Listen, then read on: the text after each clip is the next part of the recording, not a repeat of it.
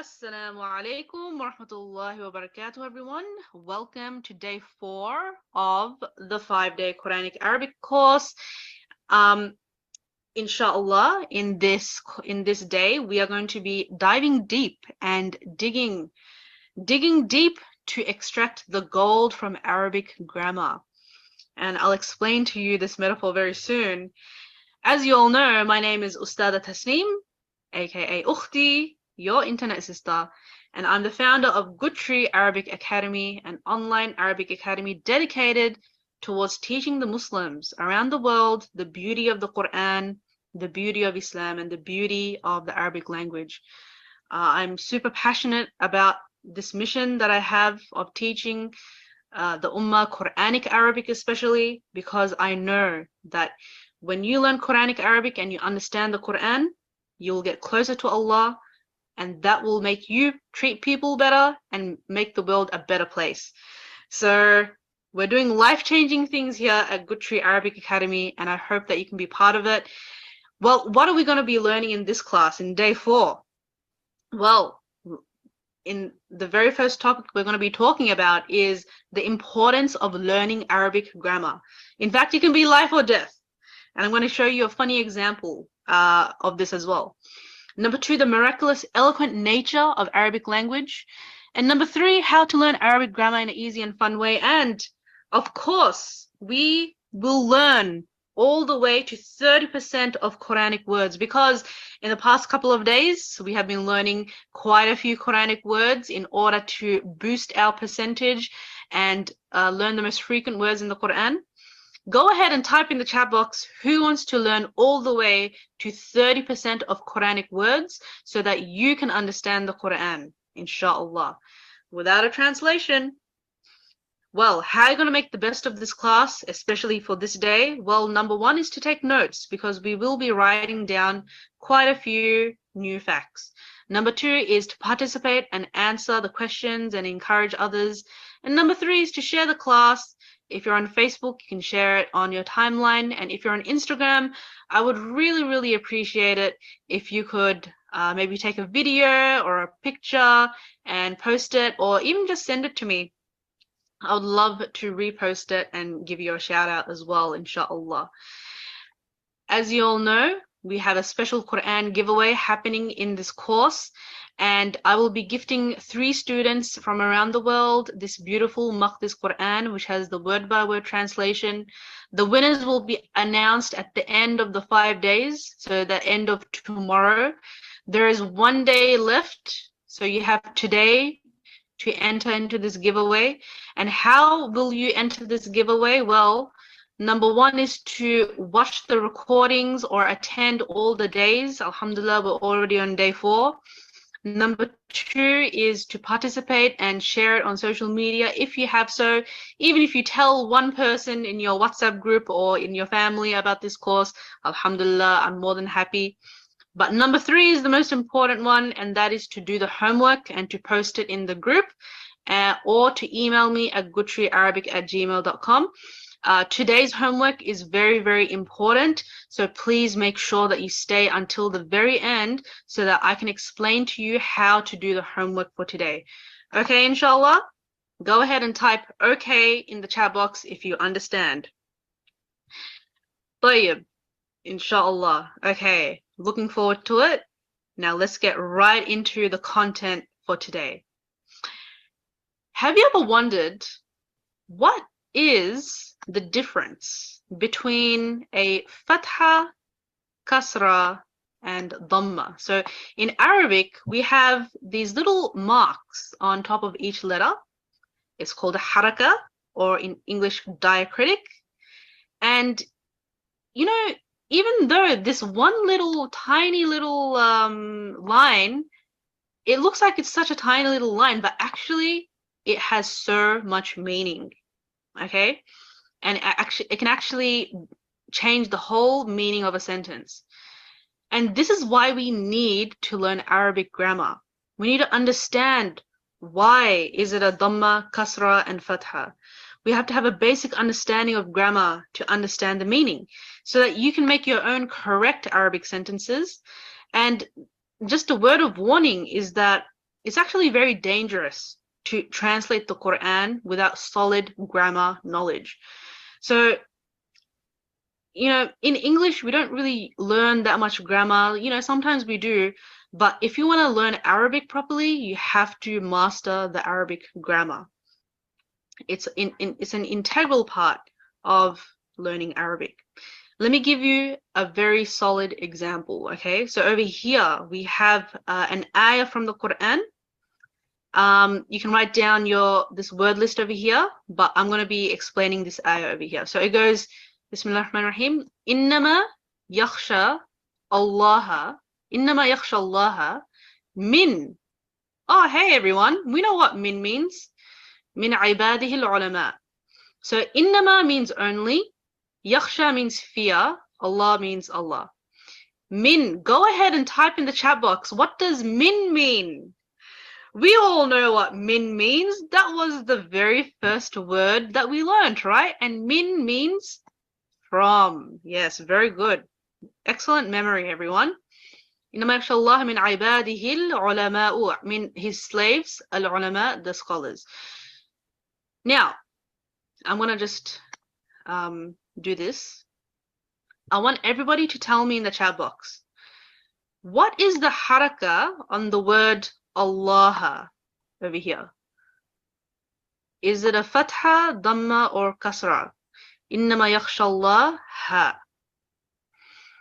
Okay, good. It's a fatha. Okay. Min ibad, and the second word that we're going to analyze over here is min ibadihi al-ulama. What's the haraka on this word? Ulama'u. Yes, it is a dhamma. Now, when you keep the harakat, the marks, or the diacritics, as we say, on the words like that, then the meaning is truly from his slaves. It is the scholars who fear Allah. Now, is that a correct meaning? Yeah, sure. It is a correct meaning because, yes, the scholars, they're the ones who should be fearing Allah. Truly from his slaves, it is the scholars who fear Allah, meaning because they have knowledge, they actually fear Allah on a different level, which is, the meaning is correct. Now, let's go and analyze the second ayah over here.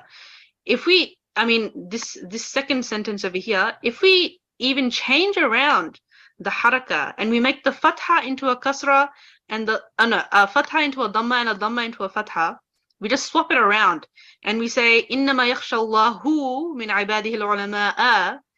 Then you know what happens, everyone?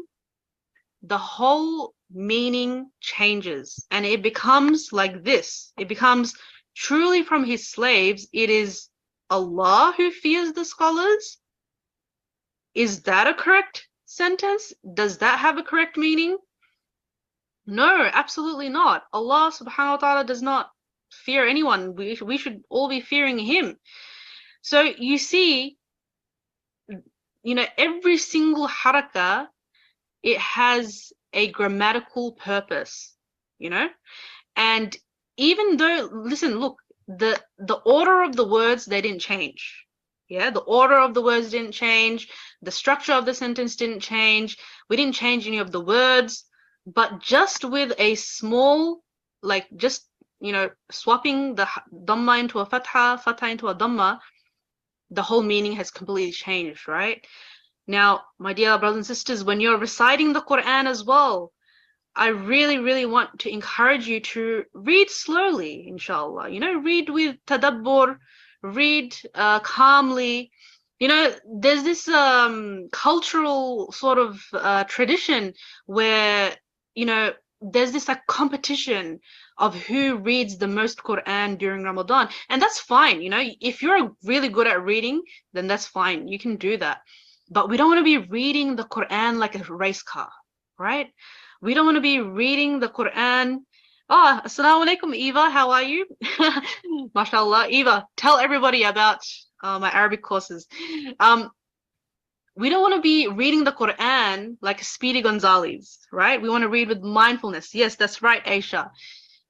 We want to be reading with devotion. We want to be really understanding, and because we don't want to be changing the meaning, right? We don't want to be changing the meaning of the Quran by reading fast. You know, we think, oh, we're going to get so much rewards. We're reading 10 pages. But how many mistakes are you going to make in those 10 pages if you read without concentration, right? My dear sisters and my dear brothers, it is better to read one page of the Quran slowly, with mindfulness, with actually absorbing something from it and gaining some knowledge, rather than just reciting it on autoplay. You know, go ahead and type in the chat box if you agree with this mindset. Isn't it better to, like, yeah, the quality over quantity, right? And that is what we believe in Islam, that quality is more better, or quality is more valued than quantity. Because even Allah, the Prophet ﷺ said that the best of you are the ones who do good deeds, even if they're small, you know? So Allah is pleased with the ones who does good deeds consistently, even if they're small. So that's the hadith, right? So may Allah make us of these people. Even if you do one thing, but you do it really well and you do it consistently, then alhamdulillah, that can be literally your key to Jannah, inshallah. Okay, let me explain a little bit more about how important it is for us to learn Arabic grammar and for us to understand it. You know, in Surah Tawbah, by the way, does anyone know an interesting fact about Surah Tawbah? So there's an interesting fact about Surah Tawbah, and that is that it is the only surah in the Quran that doesn't start without a, yes, that doesn't start without a Bismillah. Yes, very good. Well done, everyone. I'm just seeing in the chat box, we have so many knowledgeable people in the chat box. I love that, mashallah. And there's actually a reason behind why that is so, but we don't have time to go into that today. Maybe you can do some research on why Surah Tawbah doesn't have a Bismillah at the start of it. Anyway, Surah Tawbah, it goes straight into this topic, and it goes, وَأَذَانٌ مِّنَ اللَّهِ وَرَسُولِهِ إِلَى النَّاسِ يَوْمَ الْحَجِّ الْأَكْبَرِ. It is an announcement from Allah and His Messenger to the people on the day of the greater pilgrimage, أَنَّ اللَّهَ بَرِيءٌ مِّنَ الْمُشْرِكِينَ وَرَسُولُهُ, that Allah is disassociated from the disbelievers, and so is His Messenger. Okay, so basically, what is this ayah saying? It's just saying that, you know, after the Prophet ﷺ's mission has been complete, you know, we have warned you. This is an announcement on the Hajj al-Akbar, the day of the greater pilgrimage, that Allah is disassociated. What does that mean? Like, He has nothing to do with the disbelievers, and His Messenger also doesn't have anything to do with the disbelievers. We've warned them many, many times, and they didn't believe. So anything that happens to them, you know, it's their fault, kind of thing. Okay, so that is the meaning. Now, as you can see over here, there are actually a couple of recitations that are valid within this ayah. So you can actually say, أَنَّ اللَّهَ بَرِيءٌ مِّنَ الْمُشْرِكِينَ وَرَسُولُهُ. So go ahead and type in the chat box. What is the harakah on the word Rasul? The last word of this word is the lam. The hu over here means His Messenger. Okay, so it is a dhamma. Okay, it is a dhamma. Rasuluhu is a dhamma, and so the meaning in that case would actually be Allah is disassociated from the disbelievers, and His Messenger is also disassociated. That is the connotation behind this grammatical structure, and that actually makes sense, and that is what is mentioned in many recitations of the Quran, and it's a correct recitation. There's another option that is also correct as well, and that is when it goes, أَنَّ اللَّهَ بَرِيءٌ مِّنَ الْمُشْرِكِينَ وَرَسُولُهُ. What is the harakah on the lam now, everyone? It is a fatha.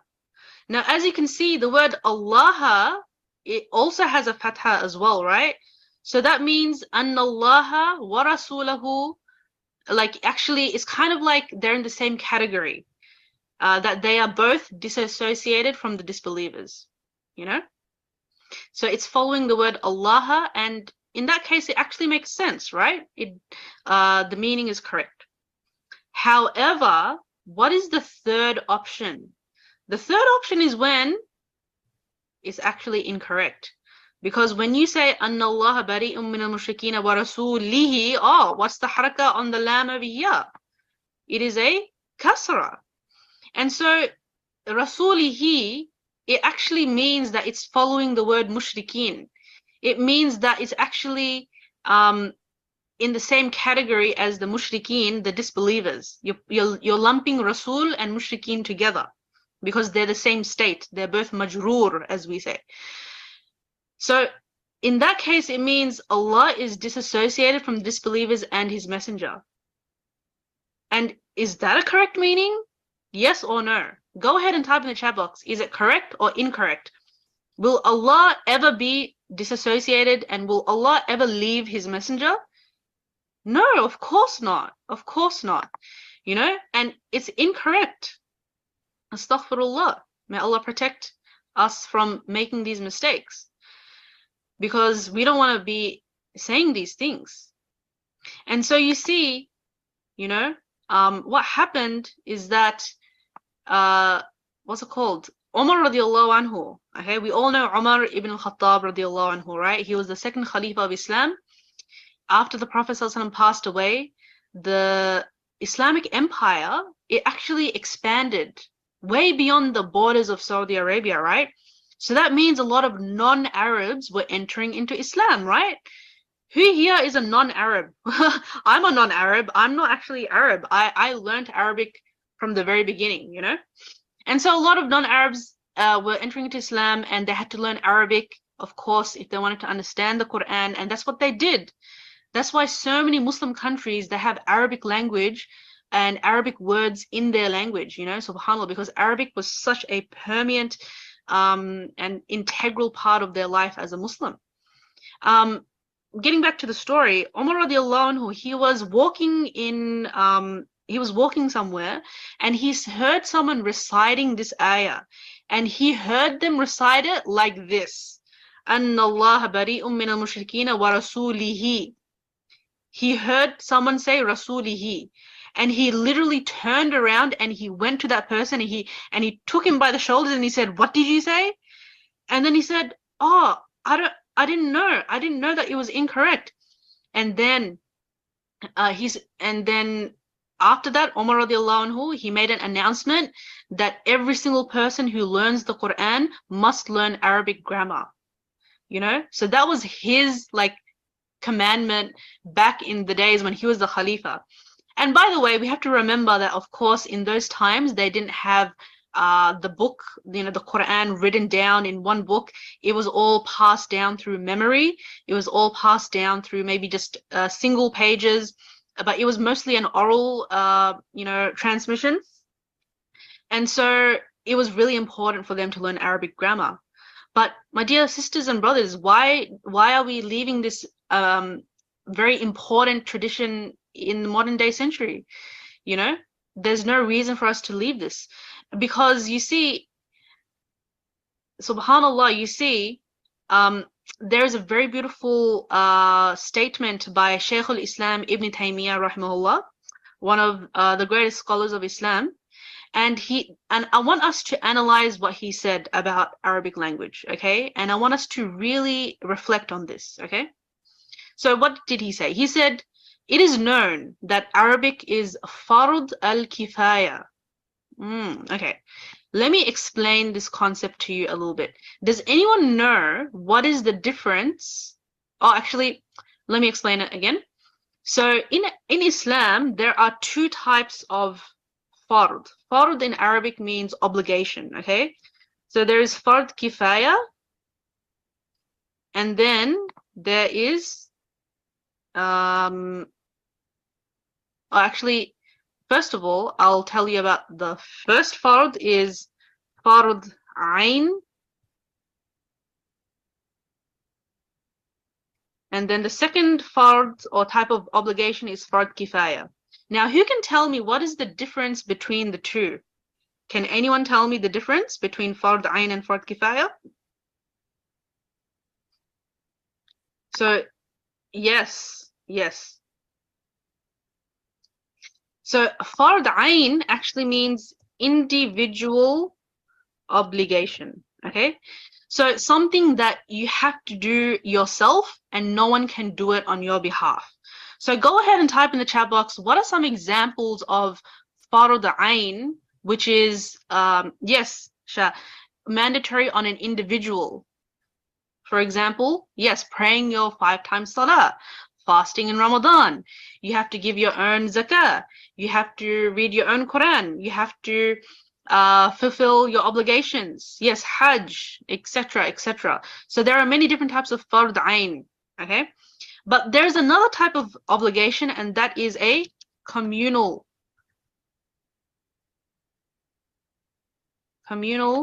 obligation. So fard kifaya, it actually means that in every community there needs to be some people doing that thing. Okay, can anyone give me an example of fard kifaya in a Muslim community? So yes, for example, Najla, you're saying Eid Salah, someone has to know how to lead the Salah, right? They need to learn Quran and maybe memorize the Quran and lead the prayer. Someone needs to learn how to do a janazah. Someone needs to learn how to bury the Muslim people's body and how to wash the body. You know, not everybody can do that, right? Not everybody has the skill or the mindset, even the stomach to even do those things. Yeah, but some people in the Muslim community, they need to learn so that they can serve the rest of the community. And similarly, my dear brothers and sisters, learning Arabic to the level of proficiency with the grammar, with the tafsir, you know, going on a path of seeking knowledge, it is fard kifaya. Why? Because yes, maybe not every single person has the time or resources to learn Arabic grammar to a very high level, but however much you can, it is fard kifaya for you, and you'll get the reward of the whole community. Especially in this day and age where Arabic language and Islamic knowledge it's so vastly available, but people teaching it is decreasing day by day. You know, so if you can be one of those people who even teaches their own children, you know, teaching your own children Arabic language is fard kifaya, and I would actually say it's fard ain in these days, you know, the way that we're going, subhanallah. Go ahead and type in the chat box if you agree. And if you, inshallah, will have the intention of fulfilling this fard kifaya so that you can get the reward of your whole community, inshallah. Okay, well, let's continue on with the statement of Shaykh al-Islam Ibn Taymiyyah. So he said that it is known that Arabic is fard kifaya. Okay, so it's not as, I'm not going to say it's not as important, but it's not as, what can I say? Like, it's on the second level, okay, of fard. So you would think that, okay, you know, you can slack off a bit, but no, they never slacked off even on the fard kifaya. The Salaf, meaning the ancestors, our predecessors, the people before us, would discipline their children for making grammatical mistakes. So the children would speak, maybe they would say Allah instead of Allahu, and they would discipline their children for doing that. Subhanallah. What do we discipline our children for, everyone? Spending too much time on the iPad. It's too much time on your phone. That is why. That is why you have all these problems in your life. Yeah? I know that for sure. But subhanallah, you know, I'm just, releasing my inner auntie, you know, getting ready for the future. Anyway, let's continue on with the statement. Due to this, we are ordered, whether it be an obligation or even if it's just a recommendation, to preserve the Arabic grammatical rules and to correct the tongues that have deviated from correct speech. By doing so, we preserve the methodology of understanding the Quran and the Sunnah, and we also preserve the following of the Arabs in their manner of correct speech. Listen to this, everyone. If people were left to their grammatical mistakes, this would be considered a great deficiency and a despicable mistake. Can you just feel the intensity of that? It would be a despicable mistake, subhanallah. So let's avoid doing this. let us spend some time to learn Arabic grammar so that we can literally preserve the methodology of understanding the Quran. Imagine when you take some time to learn Arabic grammar to however much level that you can, and you understand the Quran properly, you are actually preserving this very sacred, this ancient tradition of the methodology of understanding the Quran. You know, from teacher to student, student to teacher. You know, it was, you know, people didn't learn Quran from YouTube and from Instagram and from, you know, Facebook groups and stuff. You know, this is all modern day stuff. The real method of teaching and learning is from teacher to student, right? And because it's only a teacher who can correct your mistakes. Isn't that right? And a teacher who corrects your mistakes with love and with humility, that's the best type of teacher. I know, because I've had teachers like that, and that is why I'm a teacher today. Alhamdulillah. Okay, everyone. Was that a motivational reminder from Shaykh al-Islam Ibn Taymiyyah? Are we motivated to teach ourselves Arabic and our children Arabic, inshallah? Go ahead and type in the chat box if you are motivated and to be part of the legacy of the methodology of understanding the Quran, inshallah. Okay, well, let's go into a bit of a funny, a bit of a lighthearted session now. So we have a scenario here, okay? We have a scenario here. As you can see, we have a sentence on the screen, and it goes, زوج الإمام زيد زينب. Very interesting. Who can guess the translation of this sentence? Go ahead and take a wild guess. You know, even if you don't know Arabic, you can see the pictures. Okay, there's a wedding ring here. There's an Imam. There's a Zayd, and there's a Zainab. By the way, any Zayds or Zainabs in the class? Okay, well, let me just tell you this drama that is happening between Zayd and Zainab. It's very juicy, and we're going to get right into it with the grammatical structure. Okay, you're going to learn something from this drama. So this is the thing. If you say Zawaja al-Imam Zayd Zainab, then yeah, you can translate it as the Imam married off Zayd and Zainab together. Okay, but how about if we change the order around and we say Zawaja Zayd al-Imam Zainab? Now what does it mean? Go ahead and type in the chat box. What do you think it means now? Is it Zayd who's marrying Zainab, or is it the Imam? So you see, there's this love triangle happening. You know, everyone wants to marry Zainab. Any Zainabs in the room? Tell us your secret, sis. Zawaja Zainab Zayd al-Imam. That, you know, we don't know who is marrying who because there's so many characters and there's not enough grammatical structure for us to actually understand who is marrying who. So everybody, let me explain this to you in depth, and this will make you really understand the importance of even one haraka. You see, Zawaja al-Imamu, if you put a dhamma on the word imam, Zawaja is a verb. So the person who does the verb has to have a dhamma on it, okay? So the imam is doing the act of Zawaja. He's marrying two people together, right? Which is what an imam does. And who is he marrying? Meaning marrying off or conducting the nikah for? He's conducting it for Zaydan and Zainaba.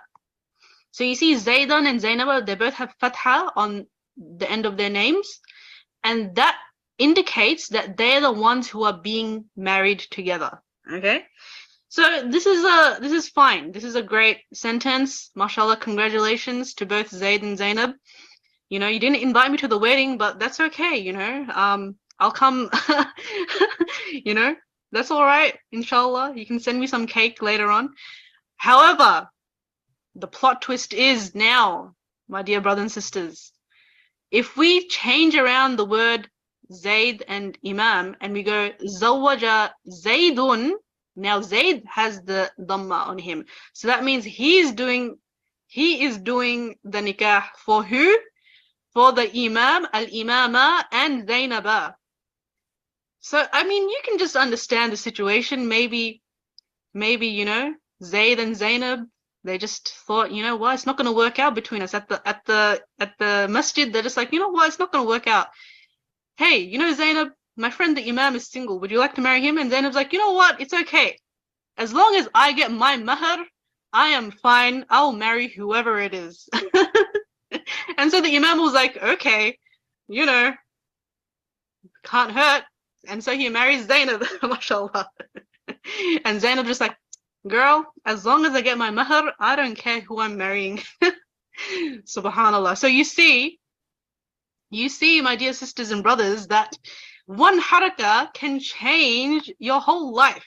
It can even change who you end up marrying. So, you see,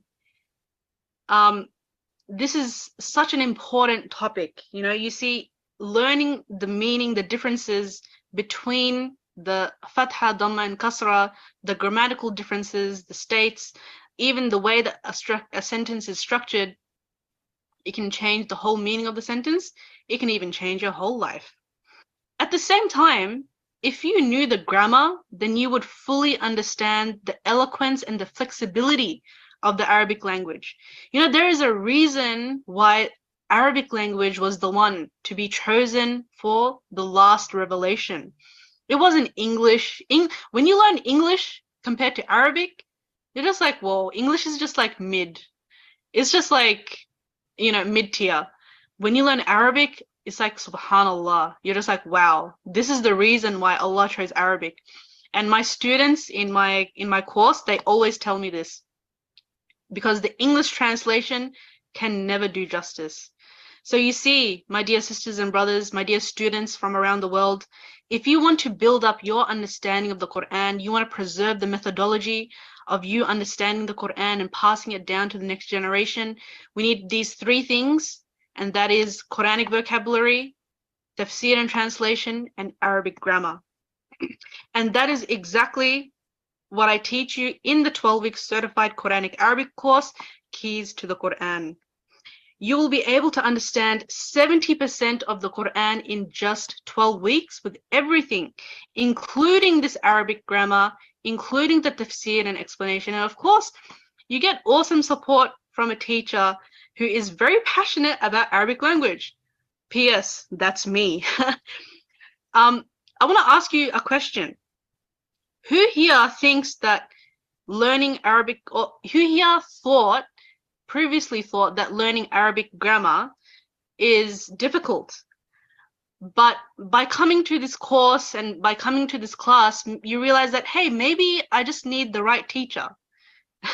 Or maybe I just need the right methodology, right?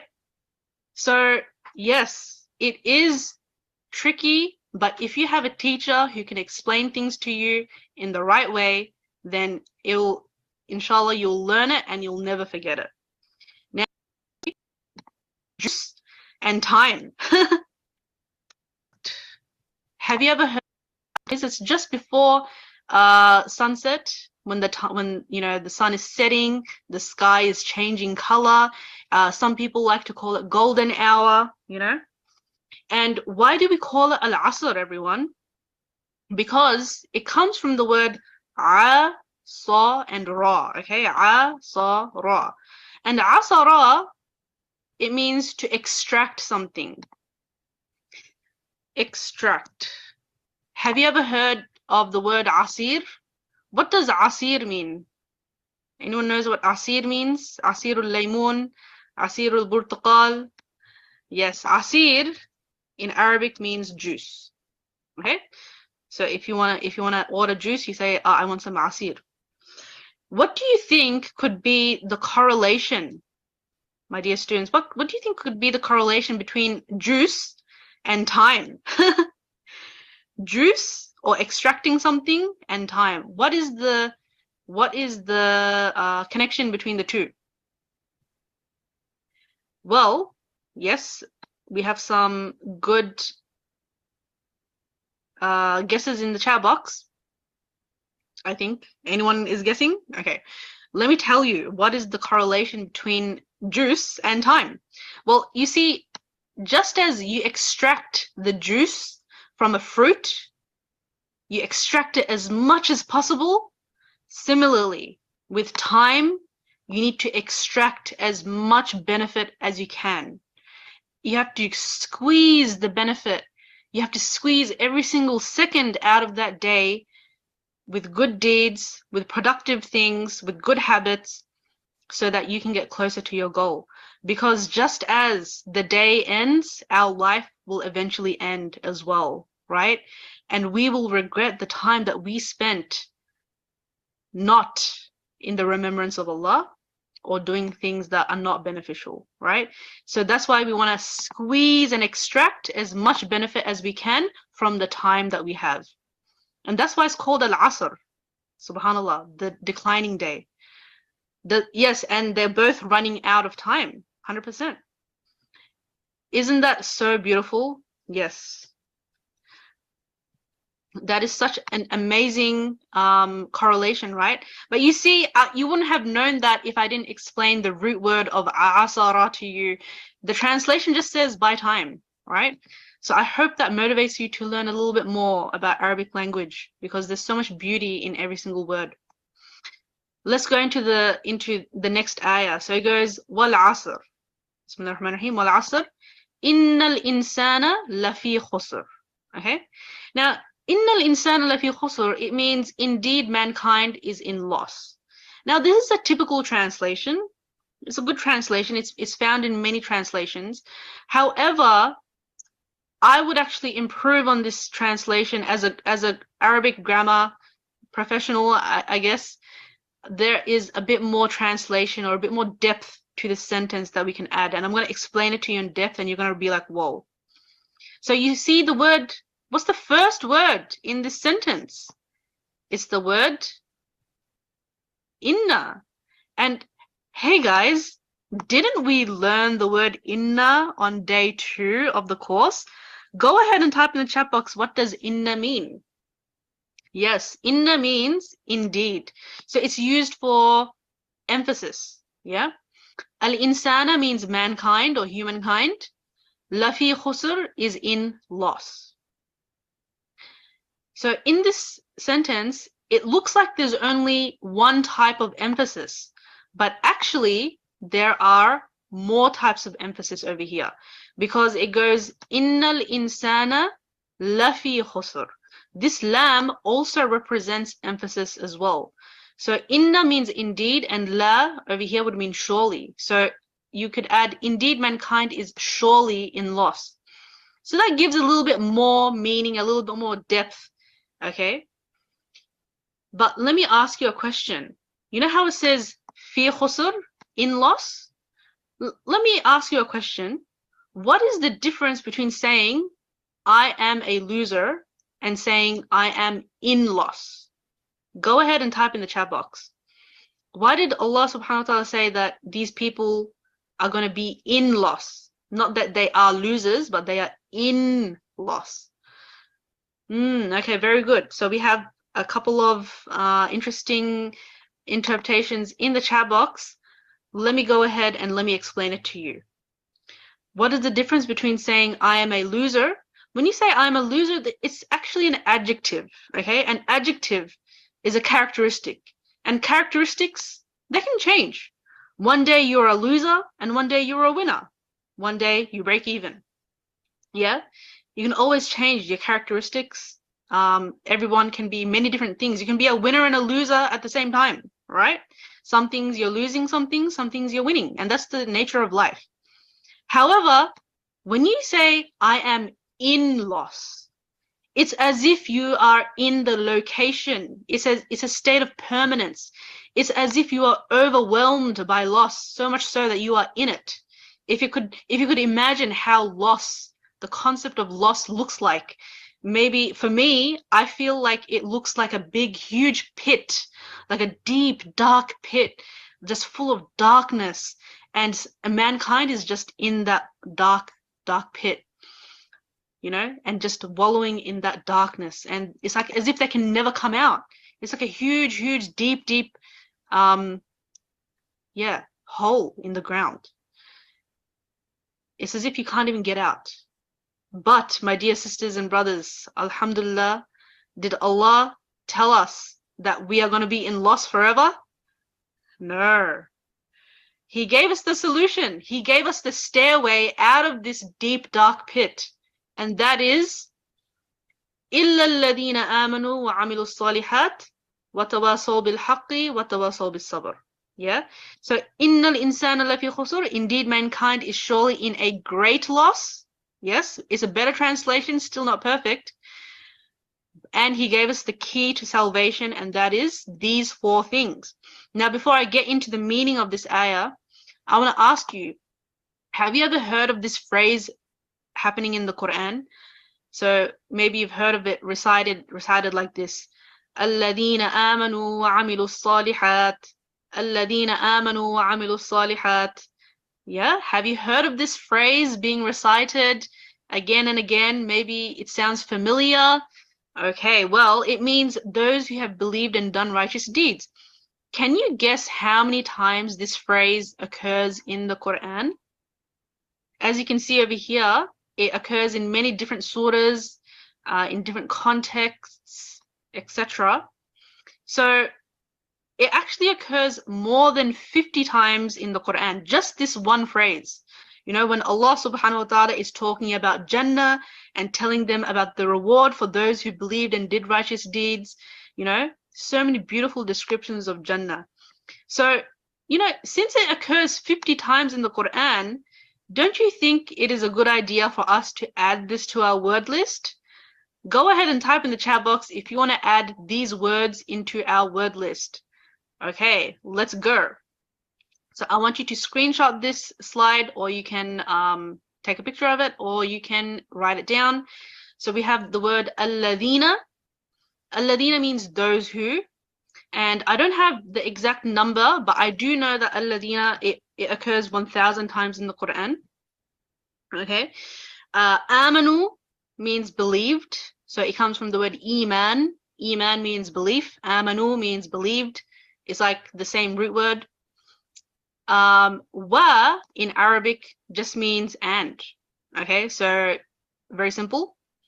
Amilu means they did, you know, so amal means to do something, and salihat means good deeds. Okay, so go ahead and write these down. Alladhina amanu wa amilu salihat.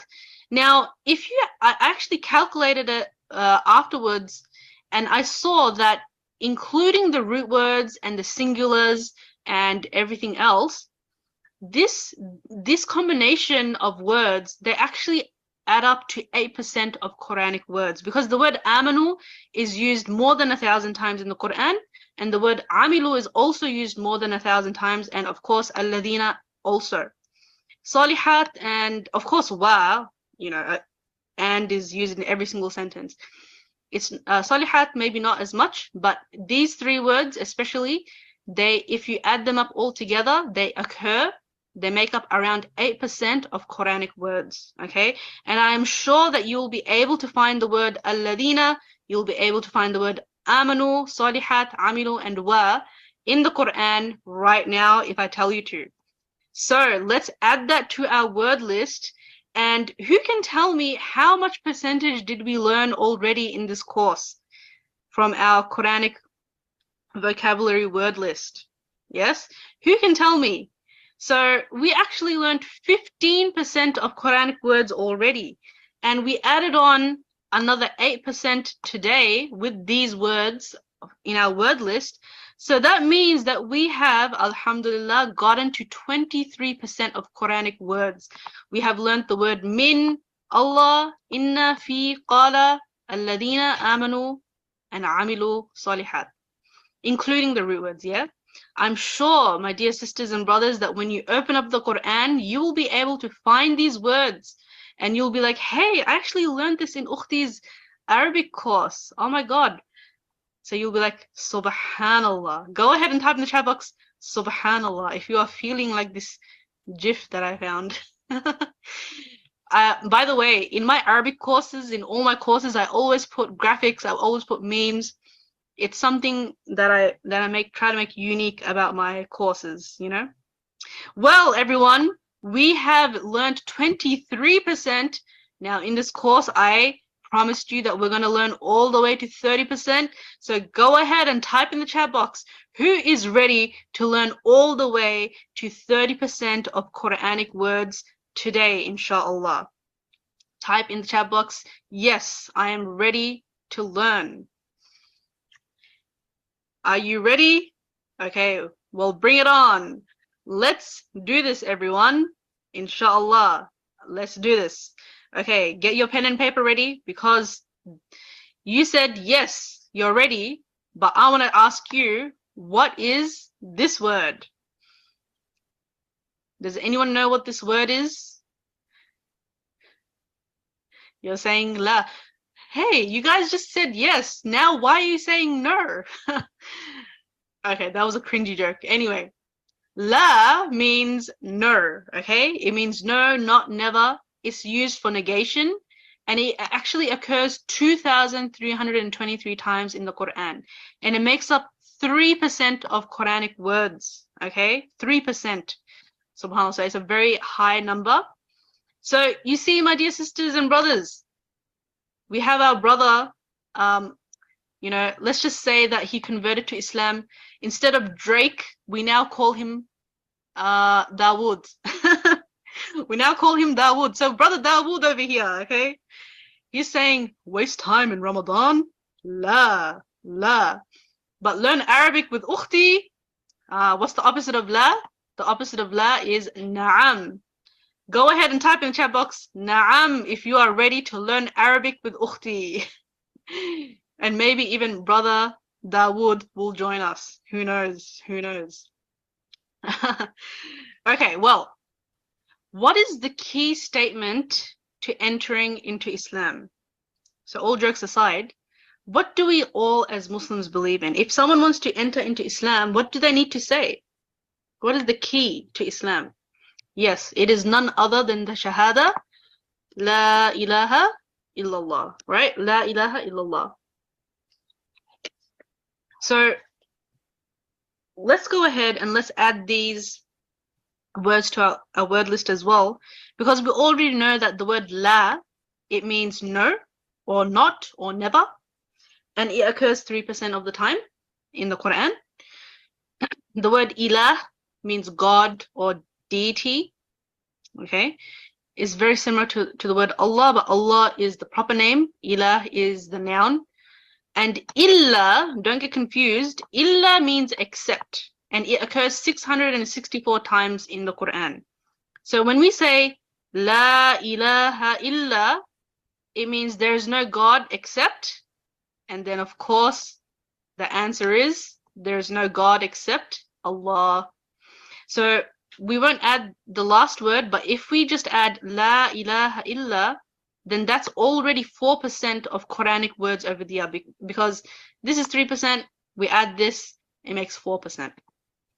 Okay, so you know 27% now. Who is ready for the last 3%, inshallah? Who is ready for the last 3%? We are nearly there. We have almost reached our goal. And this last section is going to be very beautiful, because it is something that we say all the time in our lives. When do we say this phrase in our lives? Alhamdulillah. When do we say it? Go ahead and type in the chat box. When was the last time you said Alhamdulillah? Maybe you said it today. Maybe you said it yesterday. Maybe you said it right now. So yes, you are grateful.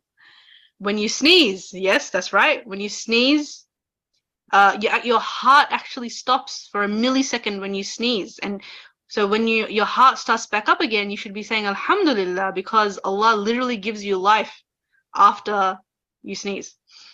In your prayers, yes. And what is the number one surah in the Quran which starts with this phrase, Alhamdulillah? Who can tell me which surah is it that starts with this phrase, Alhamdulillah? Yes, it is none other than Surah Fatiha, which goes Alhamdulillahi Rabbil Alameen. Yeah? So let's break it down. So the word Alhamdu, okay, wait, over here. The word Alhamdu, it means praise, all praise. Actually, I'll write it for you. All praise. And the word Lillahi, it means for Allah. Now, before we get into the rest of this, I want to just deconstruct the word Lillahi. So, you know how over here it looks like Lillahi? It looks like one word, right? But actually, Lillahi is actually two words joined together. It's the word Li, which means for, and that Li, meaning for, it occurs 1,407 times in the Quran. So it makes up around 2% of Quranic words. It's a preposition. It's used all the time. Lillahi wa li rasulihi, li sabilihi, like li and la, lahu, lakum, laha. It's all used. It's a preposition. It means for. And then we know that Allah means Allah. So when you add li and Allah together, it becomes lillahi, which means for Allah. Or, you know, for the sake of Allah kind of thing, right? So if we add that together, then it becomes Alhamdulillahi. The word Rabb. Rabb means Lord. Now, I can go into a very, very in-depth explanation of the word Rabb, which I do in my 12-week tafsir course. But we don't have time for that now because the word Rabb, it doesn't just mean Lord. It means sustainer, nourisher, caretaker, provider, overseer, and loving nurturer. Subhanallah. So I can go into a more explanation, but inshallah maybe another time. And we learned the word alameen, if you remember from day 2 of the course. Can anyone remember what alameen means? Alam, you know, we learned about the difference between alam and alim.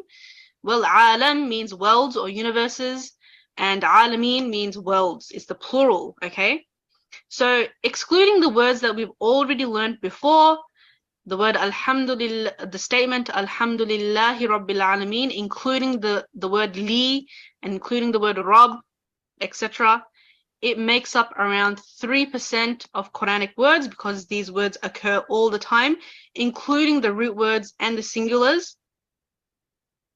And that is it, everyone. Alhamdulillah, we are done. We have officially learnt 30% of Quranic words in the Quran in just 4 days of this 5-day Quranic Arabic course. Alhamdulillah. Go ahead and type in the chat box, Alhamdulillah, if you are so excited and so grateful to have come to this course to learn 30% of Quranic words. And I do recommend, my dear sisters and brothers, that you practice this. The way to practice what we have learned today is to read the Quran and find these words and actually practice translating these words yourself, inshallah, until you get the hang of it, until you learn the grammar and you can understand it completely. So you see, you know, every single word that we learned, min Allah, inna fi, qala, alhamdulillah, la ilaha illallah, alladhina amanu wa amilu salihat. You see, these look like just words, but actually every single word is like a golden coin, okay? It's like gold and silver. Because what did the Prophet ﷺ say? He said, verily, the scholars are the inheritors of the prophets. They do not leave behind gold or silver coins, but rather they leave behind knowledge. Whoever has taken hold of it has been given an abundant share. So how can you take hold of it? How can you be given an abundant share? By gaining more knowledge, gaining more of the inheritance of the prophets, because that is the inheritance that you can take with you to the next life as well. You know, you can spend so much time gaining gold coins, silver coins, money, wealth, houses, cars, Gucci bags, Louis Vuittons. Yeah, but can you take it to the world? Can you take it to the next world, my dear sisters and brothers? No, we can't. The only wealth that we can take to the next world is our knowledge. So may Allah give us an abundant share of the inheritance of the Prophet. Ameen. Everybody say Ameen in the chat box, inshallah. Okay. So you see, everyone, that is the methodology. We have the Quranic vocabulary, the tafsir and translation, and the Arabic grammar. In day 2, we learned the gems from Quranic vocabulary. In day 3, we learned the pearls from the tafsir. And in day 4, we learned the gold from Arabic grammar. And you see, my dear sisters and brothers, the knowledge that we have learned here today, it is even more precious than these substances, than these gems and pearls and gold, isn't it? Go ahead and type in the chat box if you agree that the knowledge that you have learned and the knowledge that you will learn is even more precious than these worldly assets. Now, I want to ask you a question, okay? Let's be a little bit serious now. Did you enjoy and benefit from this course? I would really, really like to know.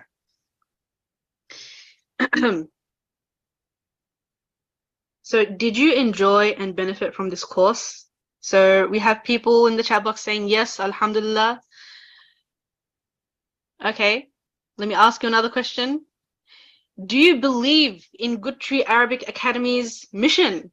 My mission is to teach 1,000 Muslims around the world Quranic, Arabic, and Islam. That is my mission, my dear sisters and brothers. You know, I've been doing Good Tree Arabic Academy for the past nearly 3 years now. Alhamdulillah, alhamdulillah. I'm glad to say that what's it called? I have reached maybe 10% of my goal, you know. I still have a long way to go. This is my lifelong mission, you know. Do you think that other people might benefit from this free 5-day Arabic course also to learn Arabic and Quran? To motivate them, to give them the motivation, to give them the structure. Okay, well, today's homework is very simple, okay? Let's get right into it. And it's very important and precious for me.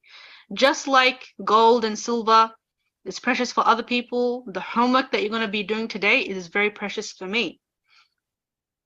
Well, today's homework is very simple, and that is that I would like you to write a review, okay? And the review, I'd like you to do it in this way. I'd like you to say, I did the 5-day Quranic Arabic course with Tasneem Alam or with Ukhti, and I learned so many things, including I enjoyed or I loved it, and I'm looking forward to, and I'd like you to put your name and country at the end, okay? So you can definitely put your review underneath the homework post. Inshallah, I'll be giving you shout outs. I'll be replying to them. Or you can email me at goodtreearabic@gmail.com. I highly, highly recommend that you just post it underneath, if you're on Instagram or Facebook, that you write your review underneath the post, okay, so other people can see it as well. Or if you don't have any social media, that's totally fine. You can just email me at goodtreearabic@gmail.com, okay? I would also love it if you could post your review on our Facebook page, inshallah, because, you know, people, they want to know if it's a legitimate thing or not. You know, alhamdulillah, I'm 100% real and 100% halal, okay?